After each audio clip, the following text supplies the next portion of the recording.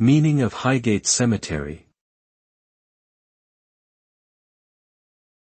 Highgate Cemetery.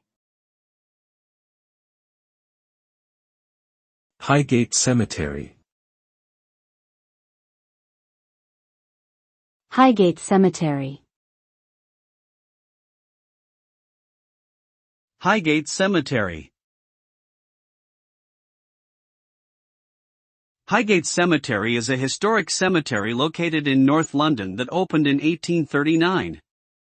It is known for its elaborate Victorian architecture and design, including ornate tombs, stone angels, and Gothic spires. The cemetery has become famous for being the final resting place of many notable figures, including Karl Marx, Douglas Adams, George Eliot, and many more. Highgate Cemetery has played an important role in London's history and continues to be a popular destination for tourists and locals alike who come to pay their respects and admire the unique beauty of the cemetery.